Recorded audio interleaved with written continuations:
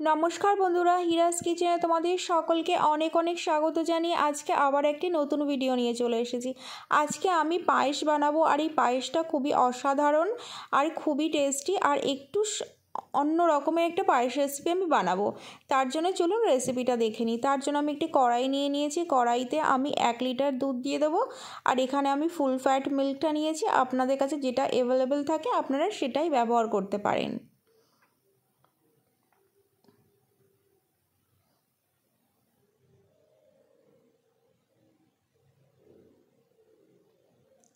তারপরে আমরা এখানে দেখে নেব, আমি কিন্তু আজকে চালের পায়েস বানাবো না, এটা হচ্ছে সামা চাল। এটাও কিন্তু এক ধরনের দানা, ঘাসের দানাই বলা চলে। এই সামা চালটা একাদশীর দিনে কিন্তু আমরা এই সামা চালের অনেক কিছু রান্না করে খেতে পারি। সেই সামা চালটা দিয়েই আজকে পায়েস রান্না করব। চালের পায়েস তো আপনারা সবাই বাড়িতে খান, এই সামা চালের পায়েসটা একবার একটু বানিয়ে দেখুন, খুবই টেস্টি হবে, খুবই সুন্দর লাগে এটা খেতে। আর এটা পরিষ্কার করে আমি ধুয়ে নেব, 2-3 বার পরিষ্কার করে ধুয়ে নিয়েছি। তারপরে দুধটাকে দেখুন আমি একটুখানি জাল করে নেব।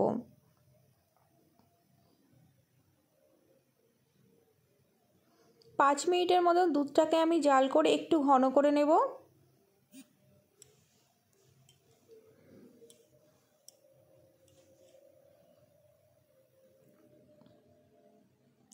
তারপরে এখান থেকে কিছুটা দুধ আমি গরম দুধ তুলে নেব।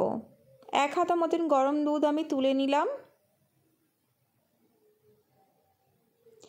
তারপর আমি বাকি দুধটাকে সুন্দর করে জাল করে নেব। আমি 5 মিনিট আমার জাল হয়ে গেছে। এবার আমি যে চালটাকে ধুয়ে পরিষ্কার করে রেখেছিলাম, চালটা এখন আমি এই দুধের মধ্যে অ্যাড করে দেব।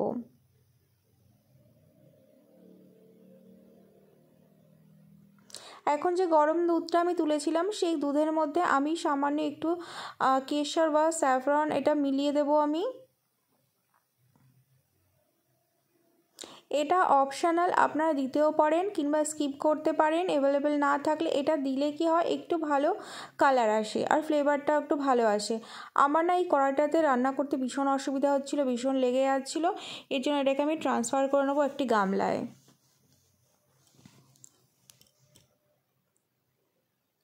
দেখুন চালটা কিন্তু আস্তে আস্তে বড় হতে শুরু করেছে, কত সুন্দর লাগছে এখনই দেখতে। এই পায়েসটা ভীষণই সুস্বাদু হয়। একবার রিকোয়েস্ট করছি আপনারা অবশ্যই বাড়িতে কিন্তু রেসিপিটা বানিয়ে দেখবেন, খুবই ভালো লাগে কিন্তু খেতে, বাড়ির সবাই কিন্তু ভীষণ খুশি হয়ে যাবে। আর খুবই আনকমন একটা রেসিপি।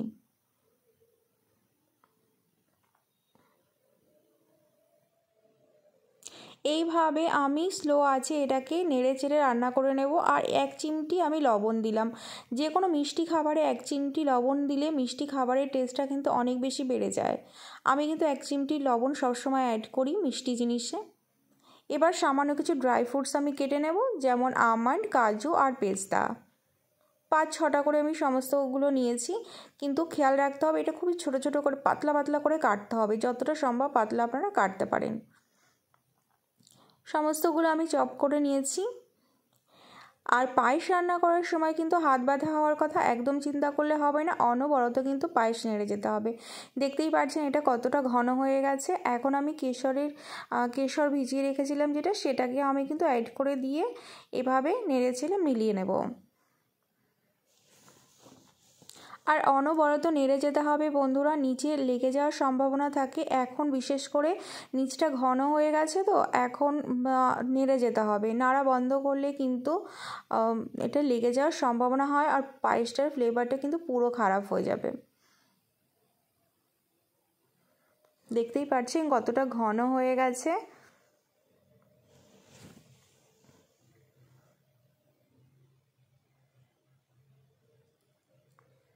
এখন এই পর্যায়ে আমি চিনি অ্যাড করে দেব।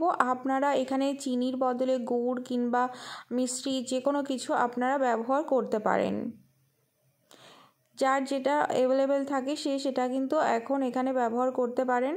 আমি এখানে চিনি ব্যবহার করলাম। মিষ্টিটা অবশ্যই আপনারা আপনাদের স্বাদ অনুযায়ী ব্যবহার করবেন, আপনাদের বাড়িতে যেমন মিষ্টি খায় সেইভাবে ব্যবহার করবেন।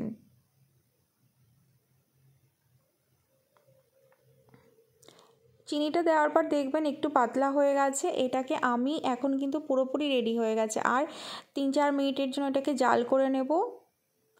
তারপরে কিন্তু রেডি হয়ে যাবে আমাদের সামা চালের পায়েস। এই ড্রাই ফ্রুটসগুলো আমি নিয়ে নিয়েছি, আর পায়েসটা আমি নামিয়ে ঠান্ডা করে নিয়েছি। এখন এই পর্যায়ে ওপর দিয়ে আমি ড্রাই ফ্রুটসগুলো সাজিয়ে দেব। তাহলে কেমন লাগলো বন্ধুরা আমার রেসিপিটা, জানাতে কিন্তু একদম ভুলবেন না। আর যদি আমার চ্যানেলে নতুন হয়ে থাকেন তাহলে অবশ্যই আমার চ্যানেলটি সাবস্ক্রাইব করার রিকোয়েস্ট রইল, আর পাশে থাকা বেল আইকনটি অবশ্যই প্রেস করবেন। তাহলে যখনই আমি নতুন ভিডিও পোস্ট করব আপনাদের কাছে নোটিফিকেশন পৌঁছে যাবে খুবই সহজে। তাহলে বন্ধুরা আজকের মতন আমি এখানেই বিদায় নিচ্ছি। আবার আসবো নতুন কোনো ভিডিওর সঙ্গে। সুস্থ থাকবেন, ভালো থাকবেন।